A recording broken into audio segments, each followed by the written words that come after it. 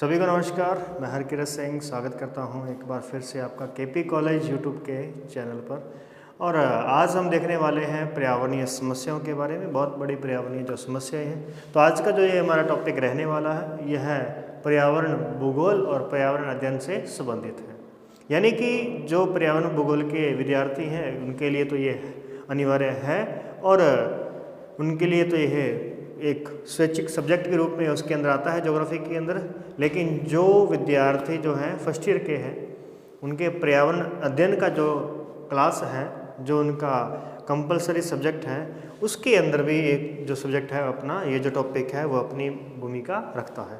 तो चलिए, आजकल जो है पर्यावरण से संबंधित प्रश्न बहुत आने लग गए हैं। क्लासों जो भी अपने एग्ज़ाम्स अपन देखते हैं, जितने भी कंपटीशन एग्ज़ाम होते हैं उसमें आजकल पर्यावरण से संबंधित बहुत से क्वेश्चन आते हैं, तो उनको भी हम कवर करते हुए चलेंगे। और आज हम जो पढ़ने वाले हैं ये हम देखने वाले हैं हरित गृह प्रभाव के बारे में। देखिए, बेसिकली हरित गृह प्रभाव होता क्या है। हरित गृह प्रभाव यानी कि कोई हरित गृह था। हरित गृह, अब हरा गृह तो कह नहीं सकते उसको कि वो हरे रंग का था। तो ये एक ग्रीन हाउस गैस का इफेक्ट है जो कि एक कांच का घर था। मुख्य रूप से ये जो घर बनाया जाता था ना, ये बनाया जाता था ठंडे इलाके के अंदर, जैसे नॉर्वे, स्वीडन, फिनलैंड जो देश हैं, जो यूरोपियन कंट्रीज़ हैं, जो ठंडे देशों में रहती हैं। अब वहाँ पे ताज़ा फूड जो है वो उपलब्ध नहीं होता है। ताज़ा जो उनके लिए खाने के लिए जो सब्जियाँ हैं, साग सब्जियाँ जो है वो वहाँ पे उसकी खेती नहीं कर सकते। इसके लिए वो क्या करते हैं कि एक कांच का घर बनाते हैं। और कांच के घर के अंदर क्या होता है, टेम्परेचर जो बाहर होता है, बाहर से टेम्परेचर अंदर ज़्यादा होता है, तो जिससे वहाँ पर क्या है आराम से आसानी से हम क्या कर सकते हैं, सब्जियों को उगाया जा सकता है। अब ये चीज़ जो है ये बड़े लेवल पर पूरी पृथ्वी पर इसका इफेक्ट पड़ने लग गया। किसका?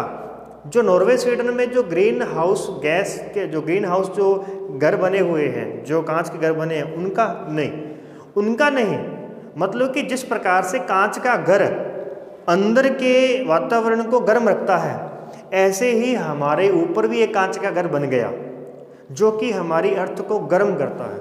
अब ये कांच का घर क्या है और ये किस प्रकार से गर्म होता है, तो उसी के बारे में आज हम चर्चा करने वाले हैं।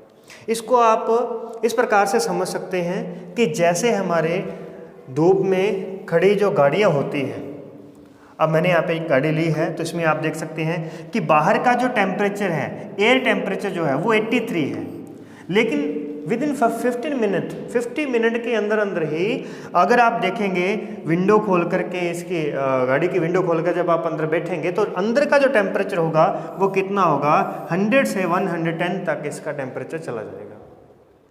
अब ये कैसे हुआ? ये हुआ है ग्रीन हाउस इफेक्ट की वजह से। यहाँ पे क्या देखा जा सकता है? ग्रीन हाउस इफेक्ट देखा जा सकता है, प्रभाव देखा जा सकता है। तो कहने का मतलब क्या हुआ कि यहाँ पर जो ये कांच होता है, ये कांच सूरज से आने वाली जो विकिरण होती है जिसे हम सौर विकिरण कहते हैं। सूरज से आने वाली विकिरण को क्या कहते हैं? सौर विकिरण कहते हैं। सौर विकिरण किस फॉर्म में आती है? वो लघु तरंगों के रूप में आती है। किस रूप में आती है? लघु तरंगों के रूप में आती है। जबकि जब इसको अंदर जाएगी ये किरणें तो अंदर जाना आसान से चली जाएंगी और अंदर का जो सरफेस है वो इसको क्या करेगा, एब्जॉर्व करेगा। वो इसे अपने पास रखेगा और अपने पास रखने के बाद में जब वो गर्म हो जाएगा तो फिर वो रिलीज करेगा। अब ऐसे ही क्या होता है, पृथ्वी पर जो सूरज की किरणें आती हैं वो आती हैं सौर विकिरण के रूप में, और जब जाती हैं पृथ्वी से, पृथ्वी के धरातल, ये जो हमारे पास में स्थल है, इस धरातल से जब ये वापस जाती हैं तो तब ये जाती हैं पार्थिव विकिरण के रूप में। किस रूप में जाती हैं? पार्थिव विकिरण के रूप में के नाम से जानी जाती हैं। तो फिर ये कौन सी फॉर्म में जा रही हैं? जैसे वो लघु तरंगों के रूप में आ रही है, लघु तरंगों के रूप में ये आ रही है, इसी तरीके से ये जो होती है ये दीर्घ तरंगों के रूप में वापस वायुमंडल से वापस बाहर निकलने का प्रयास करती है। लेकिन अब इस कार का जो वायुमंडल है वो इसकी छत है और इसके कांच है, तो वो इसको बाहर नहीं आने देते, तो इस प्रकार से अंदर का टेम्परेचर हाई हो गया। ऐसे ही यहाँ पर कांच का जो घर बना होता है वो अंदर के टेम्परेचर को, अंदर का जो पार्थिव विकिरण है उसे बाहर नहीं आने देता, तो अंदर का तापमान जो होता है वो बढ़ जाता है। सेम एज इट इज़ हमारी वायुमंडल के अंदर एक कांच का आवरण बन चुका है, एक कांच की एक परत बन चुकी है। अब ये कांच नहीं कह सकते हम इसको, ये एक गैस है जो इस कांच का काम करती है। वो गैस है ना जो, वो क्या करती है, अभी एक कांच की तरह एक कवर बन गई है, उस पृथ्वी की छत बन गई है, और उसमें क्या होता है कि वो दीर्घ तरंगों को बाहर नहीं जाने देती। अब इस गैस का नाम क्या है, तो ये है भी CO2। ये कौन है? CO2, carbon dioxide. Carbon dioxide जो गैस है, ये गैस किसका काम करती है? कांच के काम करती है वायुमंडल के अंदर। जिस प्रकार से यहाँ कांच के घर में कांच जो होता है उसको बाहर नहीं जाने देता, ऐसे ये भी वैसा ही काम करती है। तो इसे कहेंगे हम सेम एज इट इज, इसीलिए कहेंगे हम इसे हरित गृह प्रभाव, कि उसके जैसा प्रभाव यहाँ पे देखने को अपने को मिलता है। अब इसे समझते हैं। अब इसी के साथ और देखिए, आप सबकी फेवरेट चीज़, चलो आप कहेंगे कि इसे कार्बन डाइऑक्साइड जो है वो हमें नहीं चाहिए भी, हमें कार्बन डाइऑक्साइड को जो है बंद करना चाहिए, लेकिन हम इसे बंद नहीं कर सकते, क्योंकि हम हर दिन जो हम चल रहे हैं, चल फिर रहे हैं, हम श्वसन क्रिया करते हैं, तो हम कार्बन डाइऑक्साइड को रिलीज़ करते हैं, और हम हर दिन जो है वो एब्जॉर्ब कैसे करते हैं, हम ग्रहण कैसे करते हैं, O2 को, ऑक्सीजन को हम अंदर लेते हैं। तो इस प्रकार से ये हम कार्बन डाइऑक्साइड को छोड़ रहे हैं, और जो पेड़ पौधे होते हैं वो कार्बन डाइऑक्साइड को अपने पास में रखते हैं, जबकि ऑक्सीजन को छोड़ देते हैं। ये प्रोसीजर कैसा होता है इसको मैंने बहुत बार क्लास के अंदर समझाया हुआ भी है, फिर भी अपने को जैसे टाइम मिलेगा मैं वैसे भी समझाऊंगा। फिलहाल एक बार हम यही लौटते हैं वापस। आप सबकी फेवरेट चीज़ की बात कर रहा था कि वो है जल वाष्प। जल वाष्प, जल वाष्प जो होता है H2O, ये क्या करता है अभी, ये भी कांच की तरह ही आवरण का काम करता है। जलवाष्प की जो बूंदें होती हैं वो भी पार्थिव विकिरण को एब्जॉर्ब कर लेती हैं, और वो उसे वायुमंडल यानी कि वायुमंडल से बाहर नहीं जाने देती, जिस वजह से अंदर का तापमान जो होता है बढ़ जाता है। तो ये कहलाता है ग्रीन हाउस इफेक्ट। चलिए इसके बारे में देख लेते हैं। तो हरित गृह प्रभाव वायुमंडल में मानव जनित CO2 के आवरण प्रभाव से, आवरण देखिए इसका आवरण, CO2 का जो आवरण होता है ये कैसा आवरण है? ब्लैंकेटिंग इफेक्ट है। जैसे आप सर्दियों में ब्लैंकेट ले लेते हो, रजाई, या आप अपने ऊपर जो कंबल ले लेते हैं, और उस कंबल में से आपकी जो हीट है वो बाहर नहीं जा पाती। इसी तरीके से ये जो CO2 है ये भी एक कंबल का काम करती है, इससे हीट बाहर नहीं जाती, जिससे टेम्परेचर क्या होता है, बढ़ जाता है, के कारण पृथ्वी की सतह की प्रगामी तापन, प्रोग्रेसिव वार्मिंग को हरित गृह प्रभाव, जो इससे प्रगामी जो तापन उत्पन्न होता है ना, जो ताप उत्पन्न होता है उसे हम हरित गृह प्रभाव कहते हैं। दीर्घ तरंगों को अवशोषित करने के कारण हैलोजनित गैसें, कुछ हैलोजनित 5 गैसें होती हैं। वो हैलोजनित जो गैसें हैं, क्लोरोफ्लोरोकार्बन जो है वो भी हरित गृह प्रभाव की श्रेणी में आता है। अगर आपसे पूछा जाए कि है हरित गृह प्रभाव की गैसें कौन कौन सी हैं, तो सिर्फ हम CO2, मुख्य तो कौन सी है? CO2 है, सबसे बड़ा CO2 है। CO2 के बाद में दूसरे नंबर पर आता है जल वाष्प, और जल वाष्प के बाद में आती है बारी किसकी भी, हैलोजनित गैसों की, और CFC की बारी आती है। तो ये कुल मिलाकर के हमारे पास में हरित गृह की मुख्य गैसें हैं। चलिए आगे बढ़ते हैं और देखते हैं, इसको और समझने का प्रयास करते हैं। तो क्या किया, सूरज से आने वाली जो तरंगें थी वो किस रूप में आई थी? लघु तरंगों के रूप में आई थी। जब वो धरातल पर आती हैं, धरातल को गर्म करती हैं, तो धरातल से जो पार्थिव विकिरण होता है वो किस रूप में होता है? दीर्घ तरंगों के रूप में होता है। और दीर्घ तरंगों को कौन कौन एब्जॉर्ब कर रहा है? तो आप देख सकते हैं यहाँ CO2 है, ये H2O यानी कि जल है, ये CH4 है। ध्यान रखिएगा, CH4 क्या किसे कहते हैं? CH4 methane. मीथेन जो है ये CH4 होती है। तो इस प्रकार से कहने का मतलब एक गैस हमारे पास में और कौन सी आ गई? मीथेन गैस आ गई है। तो ये वायुमंडल से तापमान को बाहर नहीं जाने देती, पार्थिव विकिरण को बाहर नहीं जाने देती, कम मात्रा में जाता है, जिस वजह से टेम्परेचर जो है वो बढ़ जाता है। अब आगे बढ़ते हैं और देखते हैं इसको। तो देखिए, अगर हम बिना ग्रीन हाउस गैसों के बात करें, नॉर्मल तरीके से अगर हम बात करें, तो आप देख सकते हैं कि जो सौर विकिरण आया था वो पूरा का पूरा बाहर चला गया। इस प्रकार से पृथ्वी रात में पूरी ठंडी हो जाती है और अगले दिन फिर से सूर्य की किरणें पड़ती हैं और फिर से रात को पार्थिव विकिरण शुरू हो जाता है। लेकिन अगर ग्रीन हाउस गैसें बढ़ जाएंगी तो ये आवरण जो है वो बढ़ जाएगा। देखिए कौन कौन सी आ रही है, मीथेन, कार्बन डाइऑक्साइड और नाइट्रस ऑक्साइड भी, कौन सी भी, नाइट्रस ऑक्साइड ये होगी। और एक कौन सी थी हमारे पास में, H2O, ठीक है, कौन सा भी, जल वाष्प, H2 ये हो गया। इसके अलावा हैलोजनित गैसें हैं और CFC है। अब अगर ये बढ़ गई तो इसको हमने नीचे बनाया है, ठीक है, मोर ग्रीन हाउस गैसेज। अगर green house gases more than हो जाती हैं, बढ़ जाती हैं, तो क्या होगा, तो सूरज से जो आने वाली जो मतलब कि जो लाइट है, जो सौर विकिरण है, वो जो है अंदर ही रह जाएगा। देखो टकरा करके इसके अंदर ही घूमने लग गया।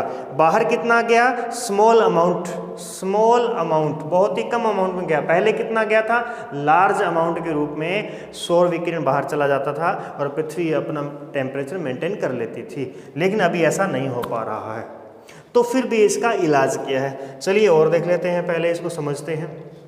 तो देखिए और क्या क्या इसमें आ रहा है। तो जीवाश्मीय ईंधन, जीवाश्मीय जो ईंधन होते हैं कौन कौन से, कोयला, पेट्रोलियम, इसके दहन से CO2 का विमोचन होता है। इसके दहन से भी क्या होता है, CO2 निकलती है। जब अपन कोयले को जलाएंगे तो कोयले में क्या होता है, कार्बन होता है। तो कार्बन निकलेगा, तो कार्बन क्या है, ये C क्या है, कार्बन है। तो कार्बन की मात्रा बढ़ेगी, तो कार्बन की मात्रा बढ़ेगी, तो यानी सीधी सी बात है CO2 की मात्रा बढ़ जाएगी। अब इससे होगा क्या, तापमान में वृद्धि, टेम्परेचर बढ़ जाएगा। टेम्परेचर बढ़ जाएगा तो वर्षा में कमी हो जाएगी, मृदा में नमी की मात्रा जो है वो कम हो जाएगी। मृदा के अंदर जो नमी रखने की जो क्षमता होती है वो कम हो जाएगी, और नमी रखने की अगर क्षमता कम हुई तो कृषि प्रभावित हो जाएगी। कृषि प्रभावित हो जाएगी, सूखा हो जाएगा, वनों का विनाश हो जाएगा, क्योंकि वनों से ज़्यादा टेम्परेचर ज़्यादा बढ़ने की वजह से वाष्पीकरण ज़्यादा होगा, वनों से वाष्पीकरण होगा। तो इस प्रकार से जैव विविधता का ह्रास हो जाएगा, वनों का विनाश हो जाएगा तो जैव विविधता का ह्रास हो जाएगा, और सागरीय तट जलमग्न हो जाएंगे। सागर के जो तट हैं वो जलमग्न हो जाएंगे। कैसे, क्योंकि जो ग्लेशियर है वो पिघल जाएंगे, तापमान बढ़ने से ग्लेशियर पिघलेंगे, अंटार्कटिका का ग्लेशियर पिघल जाएगा, वो पूरा का पूरा महासागरों में पानी आ जाएगा, और फिर इस प्रकार से क्या हो जाएगा भी, सागरीय तट जो है वो जलमग्न हो जाएंगे। एक अनुमान के अनुसार बताया जा रहा है कि 2050 तक सागर तल में 1 मीटर की वृद्धि हो जाएगी। अगर सागर तल 1 मीटर बढ़ गया तो मालदीव को इस दुनिया से मिटते टाइम नहीं लगेगा अभी, ठीक है। मालदीव जो देश है, जो हमारे हिंद महासागर के अंदर स्थित है, वो जो है वो फिलहाल जो है वो 1 मीटर ही ऊंचा है, सागर तल से 1-1.5 मीटर की ऊंचाई पर है। तो जैसे 1 मीटर तापमान बढ़ेगा, 1 मीटर जल स्तर बढ़ेगा, वैसे ही उसका नाम निशान मिट जाएगा। अन्य जो जितने भी सागर तट हैं वो जलमग्न हो जाएंगे। अब और क्या क्या हो जाएगा, महासागरों के अंदर देखिए क्या है, महासागरों के अंदर भी पेड़ पौधे होते हैं जिन्हें हम शैवाल कहते हैं। पेड़ पौधे जो होते हैं जिन्हें हम प्लैंकटन कहा जाता है, जिनको भी यहाँ पर शैवाल, ठीक है। तो शैवाल होते हैं, ये भी CO2 को लेते हैं और ऑक्सीजन को छोड़ते हैं। अब धरातल का जो जैव विविधता वो तो नष्ट हो गई, तो फिर अब क्या होगा, इसको एब्जॉर्ब करना पड़ेगा। महासागरों को अधिक से अधिक एब्जॉर्ब करना पड़ेगा, और इस एब्जॉर्ब की वजह से CO2 का डीकम्पोजिशन होने लग जाएगा। अभी किस में होने लग जाएगा, डीकम्पोज होने लग जाएगी महासागरों में। और महासागरों में अगर कार्बन की मात्रा बढ़ेगी तो उससे अम्लता बढ़ जाएगी, उसमें क्या हो जाएगा, अम्लता बढ़ जाएगी, और अम्लता बढ़ने से जो पारिस्थितिकी तंत्र है उसकी उत्पादकता क्या हो जाएगी, घट जाएगी। जो महासागरीय पारिस्थितिकी तंत्र है उसकी उत्पादकता घट जाएगी, और इस प्रकार से ये हमारे पास में सबसे बड़ा जो है एक दुनिया का इस मैप से जो है कि पृथ्वी कभी रहने लायक थी ऐसा सोचने लायक हो जाएगा, ठीक है। तो इस प्रकार से ये जो इसके प्रभाव निकल करके आते हैं सामने, तो आपने ध्यान रखना है कि ग्रीन हाउस इफेक्ट क्या है, किस प्रकार से काम करता है, और उससे क्या हानियां होती हैं, और अंत में आ जाएगा उसका प्रबंधन कैसे होगा। भाई प्रबंधन कैसे होगा, तो प्रबंधन करने के लिए सबसे बड़ी बात एक यही है कि CO2 कम कर दी जाए। CO2 का जो रिलीज करते हैं हम उसे, उसमें कमी की जाए, CO2 में कमी की जाए। अब CO2 में कमी करनी है तो या क्या करना पड़ेगा, आपको श्वसन क्रिया बंद करनी पड़ेगी, आपको सांस नहीं लेना है। तो ये कौन सी बात हुई भी है आपको, सर ये कौन सी बात है कि हमें सांस नहीं लेना है, ये कैसे चलेगा काम। तो इसके लिए ध्यान रखिएगा, हमें क्या करना है, CO2 को कम करने के लिए पेड़ पौधों की वृद्धि करनी होगी, पेड़ पौधों वृक्षारोपण हमें करना होगा, क्योंकि हम जितनी हमारी जनसंख्या बढ़ रही है उस प्रकार से तो ये पेड़ पौधे, इसको हमारी जो CO2 निकल रही है और हम जो ऑक्सीजन ले रहे हैं, इसको बना कौन रहा है, ऑक्सीजन ये बना रहे हैं और ये अपने ऊपर ग्रहण कर रहे हैं, ठीक है। यानी ये CO2 को लेते हैं और उन दोनों का यहाँ पर विभाजन करके रिलीज कर देते हैं O2 को, ठीक है। हमारे लिए फिल्टर का काम कौन करते हैं, पेड़ पौधे, पादप वर्ग। किसे कहेंगे अपन, पादप वर्ग को कहेंगे कि ये पादप वर्ग हमारे लिए फिल्टर का काम करता है, जो कि कार्बन को रख लेता है और O2 को छोड़ देता है। और आगे चल करके इसी कार्बन से ये किसका निर्माण करता है, फलों का निर्माण करता है, और उन्हीं फलों को हम खा लेते हैं। और जब हम फलों को खाते हैं तो हमारे अंदर वो C वापस आ जाता है, और जब वो C वापस आ जाता है, यानी कार्बन हमारे अंदर आ जाता है, तो फिर से हम क्या कर देते हैं, हम जो ऑक्सीजन ले रहे होते हैं उसके साथ में हम C को जोड़ करके वापस भेज देते हैं। तो इस प्रकार से कार्बन का चक्कर चलता रहता है। अगर कहीं पर भी एक चीज़ बाध्य हो गई तो दूसरी का नाम निशान नहीं रहेगा। यानी पेड़ पौधों को अगर हम काटेंगे तो इधर से मानव जाति भी कटने लग जाएगी। क्लियर है। इस प्रकार से आपको ये ध्यान रखना है। ये हमारा टॉपिक है हरित गृह प्रभाव। अगला हमारा जो टॉपिक है ये है ओजोन क्षरण। ओजोन क्षरण, अब ये क्या है ओजोन क्षरण, इससे क्या होता है, तो इन बातों को अपने को समझना है।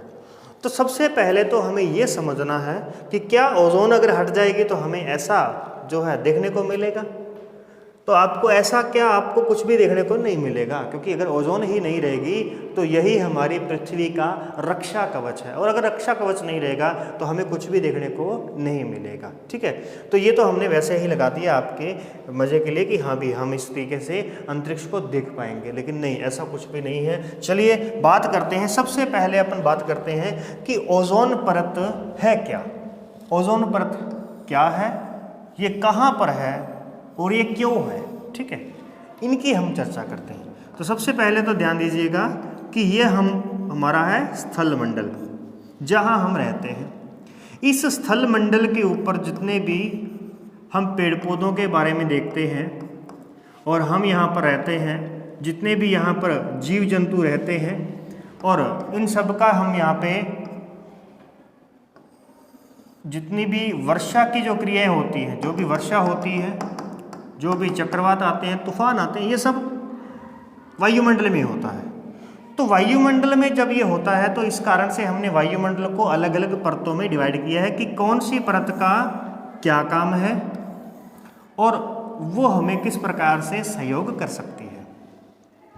तो वायुमंडल की 5 परतें हैं, ध्यान रखिएगा, 5 परतें हैं। अब ये 5 परतें कौन कौन सी हैं, तो सबसे पहली परत का नाम है क्षोभ मंडल। क्षोभ मंडल, ट्रोपोस्फियर भी क्या कहते हैं इसको, ट्रोपोस्फियर कहते हैं। दूसरी है हमारे पास में समताप मंडल। ये आपको नाम से ही समझ में आ रहा होगा कि इसका तापमान समान रहने वाला है। समताप मंडल ये हो गया हमारे पास में स्ट्रेटोस्फियर, ठीक है। अब बारी आती है मध्य मंडल। मध्य मंडल, मेसोस्फीयर, मेसोस्फीयर, आयन मंडल, आयनोस्फीयर, आयन मंडल, और फिर आता है बहिर्मंडल, हेक्सोस्फीयर, बहिर्मंडल। इस प्रकार से ये 5 हमारी परतें हैं। तो जितनी भी वर्षा होने की क्रिया है या इसकी सबसे बड़ी मुख्य विशेषता क्या है, क्षोभ मंडल की मुख्य विशेषता क्या है, मुख्य विशेषता है भी ऊंचाई के साथ तापमान घटेगा। ऊंचाई के साथ तापमान घटेगा, ये इसकी मुख्य विशेषता है। जैसे जैसे ऊंचाई बढ़ेगी तापमान घटेगा, और इस प्रकार से सारी घटनाएं यहाँ पे हमें देखने को मिलेंगी। तो इसे हम विषम मंडल भी कहते हैं, विषम मंडल।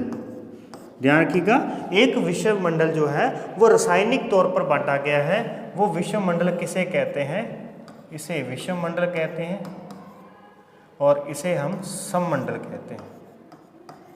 ये रासायनिक तौर पर वायुमंडल के दो टुकड़े हैं, दो विभाजन है, विषम मंडल और सममंडल। ठीक है, ये अलग चीज है। इसे हम विषम मंडल क्यों कहते हैं? क्योंकि इसमें विषमता पाई जाती है, मौसम एक जैसा नहीं है। ठीक है, इसलिए इसको हम विषम मंडल कहते हैं। फिर देखिए, जितनी भी मौसमी घटनाएं होती हैं, मौसमी घटनाएं ये सब क्षोभ मंडल में ही घटित होती है। तो हम बेसिकली चलते हैं कि हमारा काम क्या था, हम यहाँ पे आए क्यों थे। तो सबसे पहले तो देखिएगा कि इसकी जो हाइट है वो है 8 से 18 किलोमीटर। जो धरातल से इसकी ये जो हमारी छत है ना, क्षोभ मंडल जो हमारी छत है, ये कितनी ऊंची है? तो ये ध्रुवों पर तो है 8 किलोमीटर ऊंचाई पर, और भूमध्य रेखा पर इसकी ऊंचाई है 18 किलोमीटर।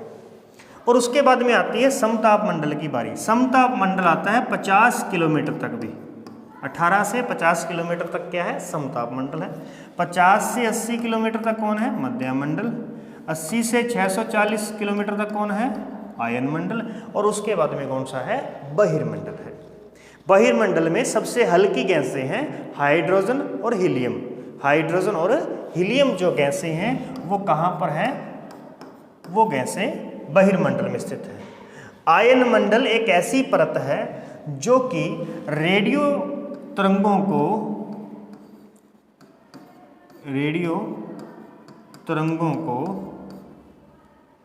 को परावर्तित करती है, जिस वजह से हम यहाँ पे सैटेलाइट का यूज़ कर पाते हैं। जिस प्रकार से हमारा संचार जो चलता है ना, संचार के जो साधन हमारे चलते हैं, उसका सबसे बड़ा कारण क्या है? वो कारण है रेडियो तरंगों का रिफ्लेक्ट होकर के आना, परावर्तित होकर के हमारे पास में पुनः आना। हमने कोई भी यहाँ से नेटवर्क भेजा, रेडियो तरंगें भेजी, हमारे पास पुनः आ जाएंगी वापस, यानी एक जगह से भेजी जाती हैं, दूसरी जगह पर रिसीव कर दी जाती हैं। इस प्रकार से हमारा कॉन्टैक्ट चल रहा है। अगर ये ना होती तो हम ये संचार कभी नहीं कर पाते। क्लियर है? ये हर परत की एक अलग विशेषता होती है, इस प्रकार आपने ध्यान रखना है। समताप मंडल में क्या होता है? तापमान समान होता है, तापमान समान होता है, और समान तापमान होने की वजह से यहाँ हम एरोप्लेन जो है उड़ा सकते हैं। एरोप्लेन जो उड़ाए जाते हैं वो ज़्यादातर समताप मंडल में ही उड़ाए जाते हैं, और इसीलिए एरोप्लेन के उड़ते समय लगभग कोई दुर्घटना नहीं होती है। जितनी भी दुर्घटनाएं एरोप्लेन में होती हैं उसमें से 90% घटनाएं टेक ऑफ और लैंडिंग के टाइम पे होती है। ठीक है, ये ध्यान रखिएगा। मध्य मंडल में फिर से क्या हो जाएगा? ऊंचाई के साथ तापमान बढ़ने लग जाएगा। अभी ऊंचाई के साथ तापमान क्या हो जाएगा? बढ़ेगा। और इसी कारण से जितने भी एस्ट्रॉयड जो होते हैं, जो भी एस्ट्रॉयड पिंड जो भी हमारे पास यहाँ पर आ रहे होते हैं, वो सब जल करके क्या हो जाते हैं? राख हो जाते हैं। अभी उल्का पिंड क्या हो जाते हैं? उल्का पिंड यहाँ पर आकर के राख हो जाते हैं। ठीक है, यहाँ तक की बात समझिए। अब ओजोन कहाँ गया भाई? अब तक हम जिसके लिए हम यहाँ पर आए थे वो चीज़ तो अभी भी हमें मिली नहीं। कहाँ है? उसे ढूंढिए। तो उसको हम ढूंढते हैं और हम देखते हैं कि हमारी ओजोन परत कहाँ गई। तो ओजोन परत को ध्यान रखिएगा, ओजोन परत जो है वो इस एरिए में मौजूद है। ये 32 से लेकर के 50 किलोमीटर की ऊंचाई तक हमें क्या मिलेगी? ओजोन लेयर मिलेगी। ओजोन लेयर हमें यहाँ पर मिलेगी। ठीक है, ये होगी हमारे पास में ओजोन परत।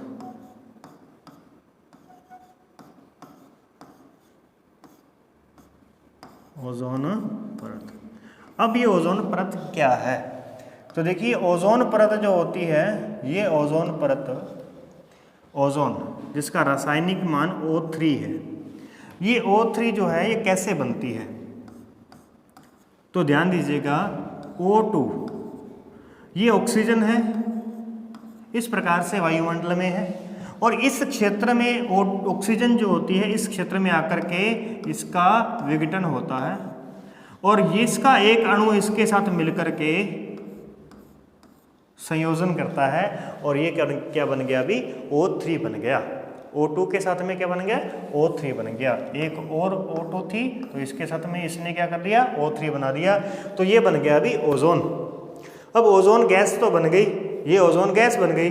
अब ये ओजोन गैस इसी क्षेत्र में क्यों रहती है, क्योंकि इसके ऊपर तापमान ज़्यादा है और इसके नीचे तापमान जो होता है वो, इसके नीचे जो होती है वो विषमताएं अधिक होती है, और तापमान जो होता है इसके नीचे कम होता है, तो ये इस एरिया में जो है वो सही बैठती है, सटीक बैठती है, इसलिए ये यहाँ पर रुकी हुई है।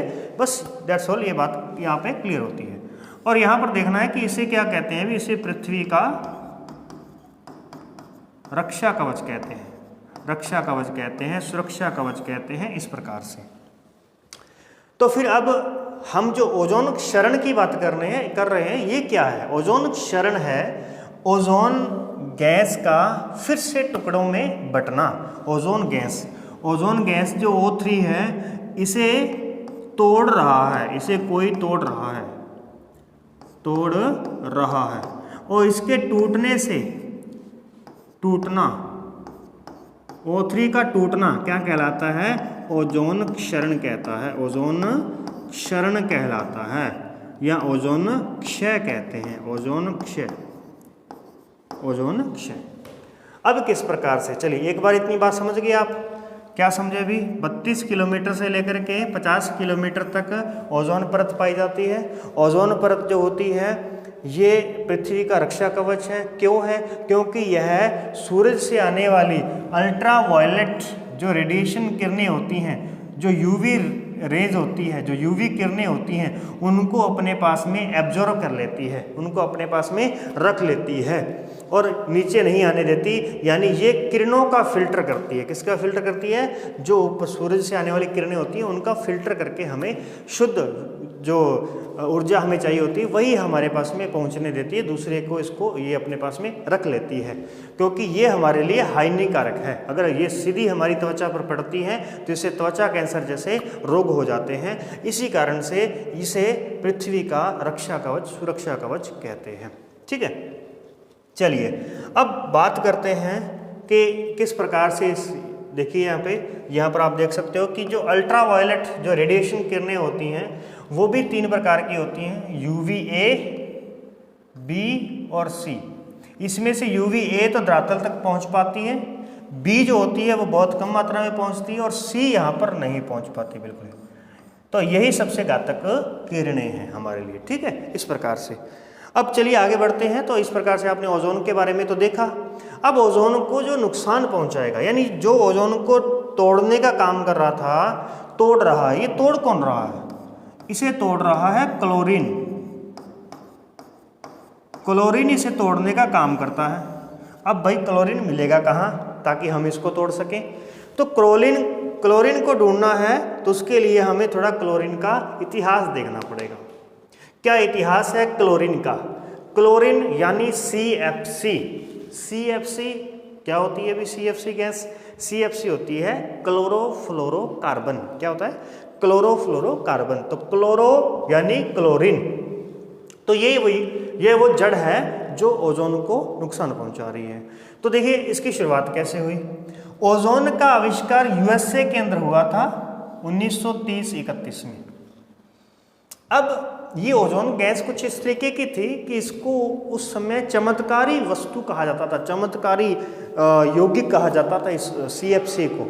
क्यों, क्योंकि ये अज्वलनशील थी, ये जलती नहीं थी खुद, और रासायनिक रूप से ये निष्क्रिय थी, किसी के साथ में क्रिया नहीं करती थी, ताकि अगर क्रिया नहीं हो रही, निष्क्रिय गैस है, तो फिर इससे कोई हमें इफेक्ट नहीं पड़ता है। जो सक्रिय गैसें होती हैं उनकी वजह से क्या होता है, कुछ ना कुछ नए तत्व निर्मित हो जाते हैं, लेकिन इससे कोई नया तत्व नहीं बन सकता था, इसलिए एक निष्क्रिय थी। फिर अविषाक्त, ये कैसी है, अविषाक्त है, फिर उसके बाद में अगर हम देखेंगे तो ये औद्योगिक रूप से CFC जो है औद्योगिक रूप से इसकी पहचान जो है वो एक प्रशीतक के रूप में की गई, प्रशीतक के रूप में की गई, और इस प्रकार से इसे चमत्कारी यौगिक का नाम दिया गया, चमत्कारी यौगिक की संज्ञा दी गई। प्रशीतक क्या होता है? प्रशीतक होते हैं भी ठंडा करने वाले, ठंडा रखने वाले, इनको क्या कहा जाता है? प्रशीतक कहा जाता है। अब इसका प्रयोग क्यों करते हैं? हम किसी वस्तु को ठंडा रखने के लिए क्यों करते हैं? देखो, जब कोई जैसे मानव की मृत्यु होती है, ठीक है, किसी की भी इंसान की मृत्यु होती है, तो वो बॉडी जो होती है ना वो धीरे धीरे डिकम्पोज होना शुरू हो जाती है, उसके अंदर की जो गैसें होती हैं वो सब बाहर निकलना शुरू हो जाती हैं। अब इन सब चीज़ों को रोकने के लिए, अगर मान लो उसको कुछ समय के लिए रोकना है, तो उसे बर्फ़ के अंदर रख दिया जाता है। बर्फ़ में रखने से क्या हो जाता है? सब चीज़ें अपनी जगह पर क्या होती हैं, वहीं पर ही जाम हो जाती हैं, ठीक है। जो भी अणु आपस में एक दूसरे से टकरा करके जो डिकम्पोज करने की जो प्रक्रिया शुरू करने वाले थे ना, वो वहीं पर ही रुक जाते हैं, मतलब फ्रीज कर दिया एक जगह पे। तो जैसे फ्रीज हुआ, तो अब ये फ्रीज करने के लिए किसका प्रयोग किया जाता है? प्रशीतक का। और प्रशीतक के अंदर ठंडा करेगा कौन? तो ये करेगी ठंडा, CFC उसको ठंडा करेगी। तो मतलब बहुत से जैसे अगर बहुत से फूड होते हैं, जैसे मान लो कि ठंडे इलाके हैं तो वहाँ पर फूड को रखना है, क्योंकि वहाँ नया तो बनता नहीं है, उसे लंबे समय के लिए अगर रखना है तो वहाँ पे क्या कर दिया जाता है? बर्फ़ के अंदर दबा दिया जाता है। लेकिन जो गर्म प्रदेश होते हैं, अगर यहाँ पर फूड को रखना पड़े हमें स्टोर करके, तो हम कैसे रखेंगे? तो अगर हम फूड को कहीं पर भी रख देते हैं तो आप देखते हो कि उसमें शाम तक, अगले दिन तक धीरे धीरे उसमें से जो बदबू होती है वो आने लग जाती है ना। तो ये कैसे आने लगी? क्योंकि उसके अंदर अंदर ही डिकम्पोजिशन की प्रक्रिया शुरू हो चुकी है। इसलिए वो प्रक्रिया शुरू ना हो तो हम उसको फ्रीजर में रख देते हैं, यानी हर एक पॉइंट, हर एक तत्व जो होता है उसका वहीं पर ही फ्रीज हो जाता है, ठीक है। इससे क्या हो जाता है? इससे नुकसान तो मतलब नहीं होता है उस चीज़ का, वो चीज़ गलेगी तो नहीं, लेकिन जो उसके अंदर ताकत देने वाले जो उसके अंदर बैक्टीरिया जो होते हैं वो भी अपनी जगह पे फ्रीज हो जाते हैं, जिससे वो ताकत ही नहीं देंगे, तो फिर उसका फ़ायदा भी कोई नहीं है। इसलिए फ्रिज में रख करके कोई भी वस्तु नहीं खानी चाहिए, ठीक है। हमें ताज़ा बनाकर खाना चाहिए। ये जो फ्रीज़र वगैरह थे, ये जो लंबे समय तक स्टोर करने वाला जो काम था ना, ये हमारा नहीं था। ये काम जो है विकसित देशों का है, जो ठंडे इलाके में रहते हैं उनका है, जो नया ताज़ा नहीं बना सकते, जिनके पास इतना समय नहीं है, ठीक है, उनके लिए है। तो फिलहाल वापस आते हैं। तो प्रशीतक रेफ्रिजरेटर, वातानुकूलन यंत्रों, इलेक्ट्रॉनिक, प्लास्टिक और दवा उद्योगों में एसोसोल आदि में CFC का व्यापक रूप से प्रयोग किया जाने लगा। अब जैसे प्रयोग करने लगे तो फिर उसका धीरे धीरे साइड इफेक्ट भी दिखेगा। तो क्या आया 1974 में, 1974 और शुरुआत कब हुई थी? 1930 के अंदर। 1974 में कैलिफोर्निया विश्वविद्यालय, ये कहाँ पे? USA के अंदर है। तो यानी USA में इसकी शुरुआत हुई और USA से ही इसका ऑब्जेक्शन आना शुरू हो गया। कैलिफोर्निया विश्वविद्यालय के शेरवुड शेलैंड और मेरियो मोबिना, इनके अनुसंधान से पता चला कि जो क्लोरीन है ना, वो ओजोन के अणुओं को तोड़ती है, ओजोन के अणुओं का विघटन करने का कारण बनती है। तो अगर ओजोन के अणु विघटित हो जाएंगे तो फिर ओजोन लेयर ही खत्म हो जाएगी। तो अगर ओजोन लेयर खत्म हो जाएगी तो UV अल्ट्रावायलेट किरणें जो हैं वो धरातल पर आना शुरू हो जाएंगी। अब इसके अलावा देखिए CFC, HCFC और halogens, carbon tetrachloride, methyl chloroform, methyl bromide, ये सब क्या है? ओजोन को क्षति पहुंचाने वाली गैसें हैं। लेकिन सबसे मुख्य गैस कौन सी है? क्लोरीन। क्लोरीन अब जिसमें पाया जाएगा, देखो टेट्राक्लोरीन, तो इसमें भी क्या है? क्लोरीन है। ये भी क्या हो गया? क्लोरो हो गया। तो इस प्रकार से इनमें क्लोरीन है, तो इसका मतलब वो विघटन करने का कार्य करेगी। ओजोन परत की अल्पता की पुष्टि किसने की थी? तो अल्पता की जो पुष्टि, जो ये अल्पता, जो यहाँ पर ओजोन नहीं दिख रही हमें, ये क्यों नहीं दिख रही? देखो यहाँ पे जो ग्रीन एरिया ना, यहाँ पे ओजोन है, जबकि यहाँ पे क्या है? Ozone hole. ये ओजोन का होल है, यहाँ पे छेद। हालांकि छेद नहीं होता ओजोन के अंदर, यानी इसकी अलपता कम होगी। अलपता जो इसकी मोटाई थी ना वो धीरे धीरे कम होगी। इसकी मोटाई कैसे पता चलती है? डॉब्सन मीटर के अनुसार। डॉब्सन यूनिट होती है इसको मापने की इकाई, डॉब्सन यूनिट, ध्यान रखिएगा। ये आपका पर्यावरण के अध्ययन के अंदर क्वेश्चन आ सकता है कि ओजोन को मापने की इकाई कौन सी है। तो ओजोन की डॉब्सन यूनिट 220 से जैसी कम होगी, समझो उसके अंदर विघटन शुरू हो गया है, उसमें छेद शुरू हो गया है। तो सबसे पहले छेद जो है इसमें की पुष्टि किसने की थी? जैसे जीसेफ फरमन के नेतृत्व में एक टीम गई थी अंटार्कटिका पर, और अंटार्कटिका पर जो टीम गई थी ना, उन्होंने देखा कि अंटार्कटिका पर तो बर्फ थी, लेकिन वहाँ पर लाइकेन नामक घास जो है वो उनको दिखने लगी। और जब उनको पता चला कि यहाँ पे घास पैदा हो रही है, इसका मतलब ये हुआ कि यहाँ की जो बर्फ़ है वो पिघल रही है। और बर्फ़ पिघलने का मतलब है कि वहाँ पे कोई ना कोई सनलाइट रेडिएशन पहुँच रहा है, सूरज की किरणें जो है वहाँ पे पहुँच रही हैं जो उसको नुकसान पहुँचा रही हैं। तो ये कैसे पता चला? 1985 के अंदर सामने आया कि अंटार्कटिका के ऊपर जो है एक होल है, और सबसे ज़्यादा जो CFC का ओजोन ह्रास के लिए जो उत्तरदायी गैसें हैं उनका जो उत्पादन करता है वो कौन है? USA है, 24% उत्पादन करता है। तो अब इस पर पाबंदी लगानी पड़ेगी। तो फिलहाल ध्यान रखिएगा, सबसे पहले 1930 में खोज हुई, 1974 में इसके साइड इफेक्ट का पता चला, यानी क्लोरीन का पता चला कि क्लोरीन जो होती है वो विघटन का कार्य करती है। फिर 1985 के अंदर ओजोन छिद्र सामने आया, और सबसे ज़्यादा ओजोन ह्रास की जो गैसें हैं, जो हमने ये नाम लिया, ये सभी ओजोन ह्रास वाली गैसें हैं, इनका उत्पादन करता जो है वो USA है। और ये सारी घटनाएं भी कहाँ पे हुई थी? USA में हुई थी। लगभग वैसे एक घटना का ध्यान रखना है 1985 वाली, जो अंटार्कटिका में हुई थी। क्लियर है? इस प्रकार से अब नेक्स्ट आगे देखते हैं कि ओजोन में अलपता आ जाएगी तो उससे होगा क्या। अब इससे सबसे बड़ा है त्वचा कैंसर। मानव को त्वचा कैंसर, पेड़ पौधों की प्रजातियों का नष्ट होना, पेड़ पौधों की प्रजातियां जो दुर्लभ प्रजातियां हैं वो नष्ट होने लग जाएंगी, धीरे धीरे नष्ट हो जाएंगी। प्रकाश संश्लेषण की प्रक्रिया में बाधा, फोटोसिंथेसिस प्रक्रिया में क्या हो जाएगी? बाधा उत्पन्न होगी। और पौधों की उपापचय जो क्रिया होती है, मेटाबॉलिज्म जो होती है प्रक्रिया, वो बाधित हो जाएगी, और यानी वो खाना नहीं बना पाएंगे। और खाना नहीं बना पाएंगे तो धीरे धीरे प्राथमिक यानी उत्पादक पेड़ पौधे खत्म होंगे, तो पेड़ पौधों से बाकी के जितने भी जैविक तत्व है वो सब नष्ट हो जाएंगे। क्लियर है? तापमान में वृद्धि होगी, तापमान में क्या होगा भी? वृद्धि होगी। और इस प्रकार से ये इसके साइड इफेक्ट होते हैं, और ये इसके लिए सम्मेलन हुए थे। ध्यान रखिएगा 1985 में हुआ था वियना सम्मेलन। वियना कहाँ पे है? ऑस्ट्रिया में है, ऑस्ट्रिया की राजधानी वियना है। और मॉन्ट्रियल समझौता हुआ था कनाडा में, कनाडा में मॉन्ट्रियल है, कनाडा में हुआ था। इसी मॉन्ट्रियल समझौते के तहत इसी समय 16 सितंबर को ओजोन दिवस के रूप में घोषित किया गया। अभी ओजोन दिवस के रूप में घोषित किया गया। ओजोन दिवस यानी पहला ओजोन दिवस अगर आपसे पूछे कब मनाया गया तो 16 सितंबर 1987 में। क्लियर है? ये था हमारे पास में ओजोन क्षरण। और अब हम नेक्स्ट अगली क्लास में आगे के पर्यावरणीय समस्याओं के बारे में देखेंगे, संकट के बारे में देखेंगे। अब इसको कम करने के लिए सम्मेलन बुला लिए गए, यानी CFC को कम किया जाए। तो फिर किसको सामने लाया जाए?